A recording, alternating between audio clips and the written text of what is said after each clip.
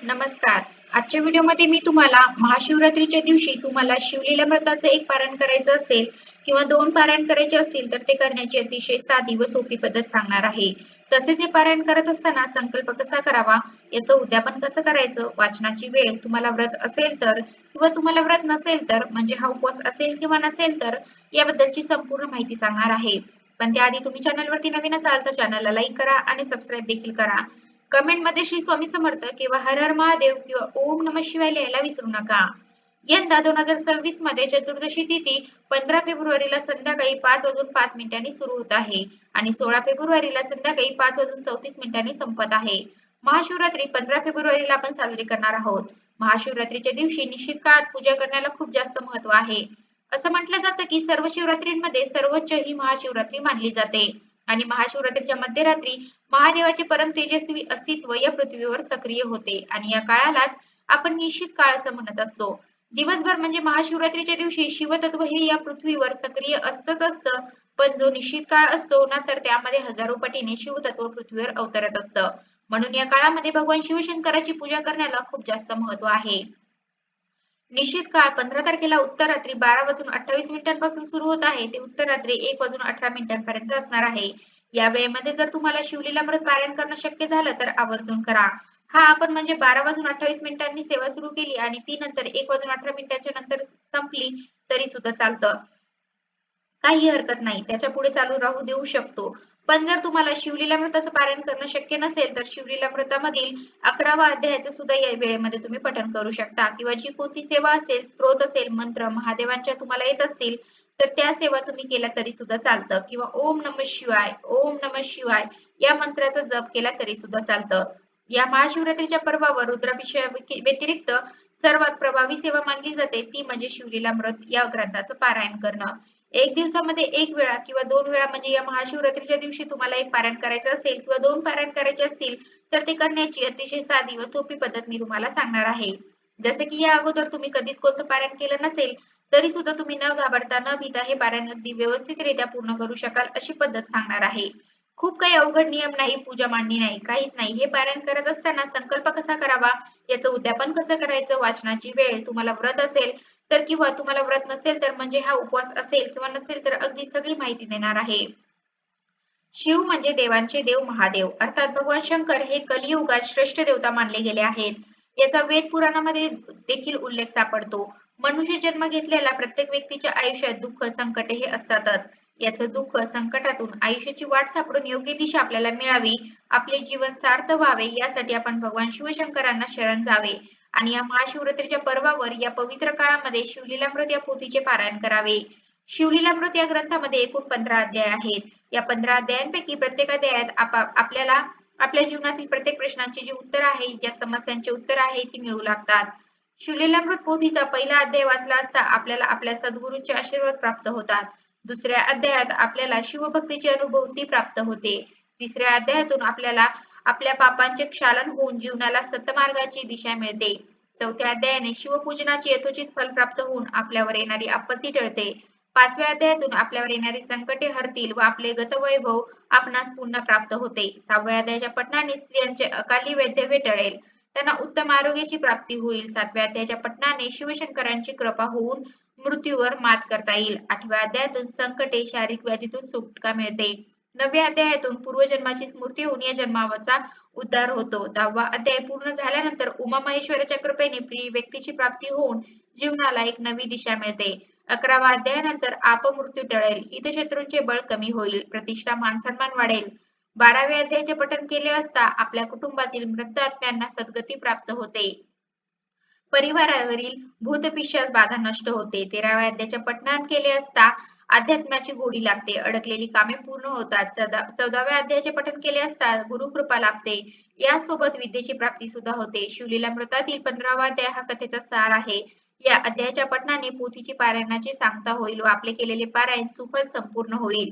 याप्रमाणे 15 अध्यायाची फलश्रुती आहे. आता महाशिवरात्रीच्या दिवशी पारायण करण्यासाठी योग्य वेळ म्हणजे सकाळी जितक्या लवकर तुम्हाला शक्य होईल, अगदी ब्रह्ममुहूर्तावर झालं तरी सुद्धा चालेल. लवकरात लवकर सकाळी हे पारायण करण्याचा प्रयत्न करा. पण काही कारणाने तुम्हाला सकाळी पारायण करणं शक्य झालं नाही तर दुसरी उत्तम वेळ जी आहे ती म्हणजे संध्याकाळी प्रदोष काळ. प्रदोष काळ म्हणजे काय? जेव्हा सूर्य मावळतो त्याच्या 45 मिनिट किंवा दीड तास अगोदर किंवा 45 मिनिट किंवा दीड तास नंतर ही जी वेळ असते ही प्रदोष काळ म्हणून ओळखली जाते. या वेळेमध्ये आपण पारायण करू शकतो. आपल्या साध्या भाषेत सांगायचं झालं तर सूर्य मावळल्यानंतर दिवे लागण्याची जी वेळ असते ना त्या वेळेला आपण हे पारायण करू शकतो.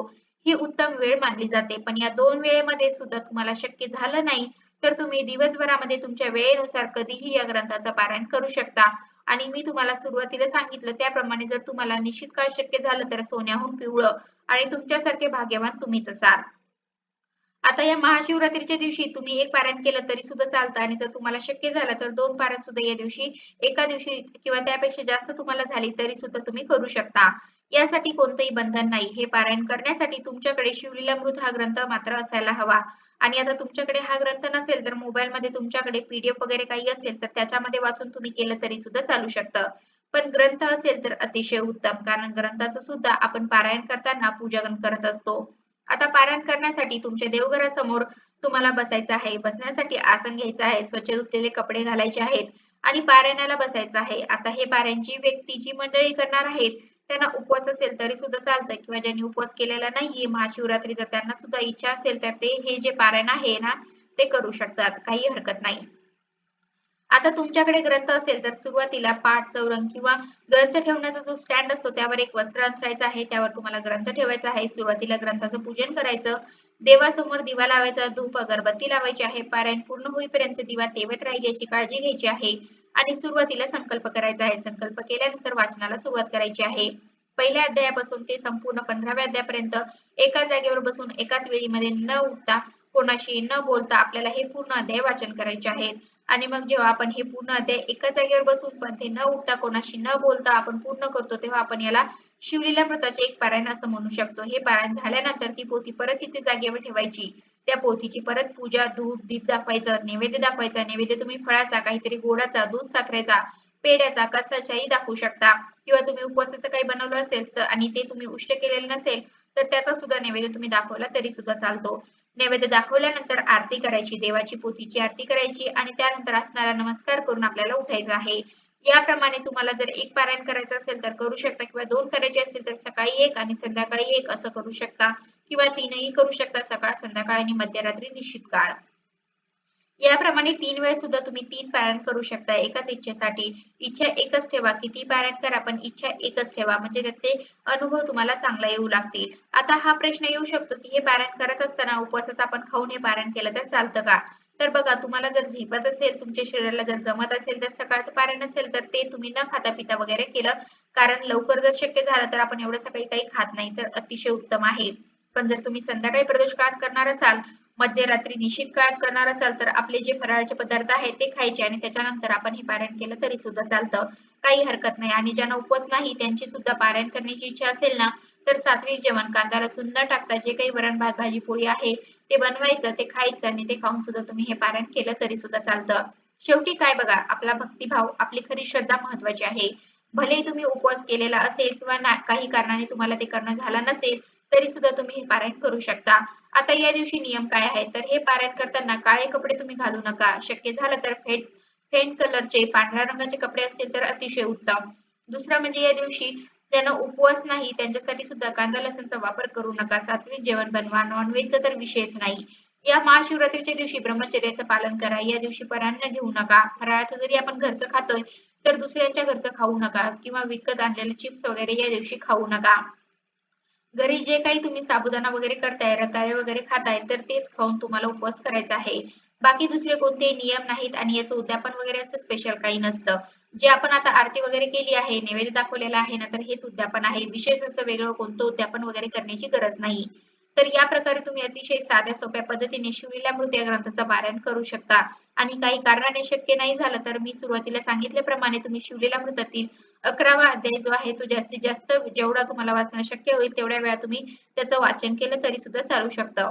तर अशा प्रकारे याच्या व्हिडिओमध्ये मी तुम्हाला महाशिवरात्रीच्या दिवशी तुम्हाला शिवलीलामृताचं एक पारायण करायचं असेल किंवा 2 पारायण करायचे असतील तर ते करण्याची अतिशय साधी व सोपी पद्धत सांगितली आहे. तसेच हे पारायण करत असताना संकल्प कसा करावा, याचं उद्यापन कसं करायचं, वाचनाची वेळ तुम्हाला व्रत असेल तर किंवा तुम्हाला व्रत नसेल तर म्हणजे हा उपवास असेल किंवा नसेल तर अशी संपूर्ण माहिती सांगण्याचा प्रयत्न केलेला आहे.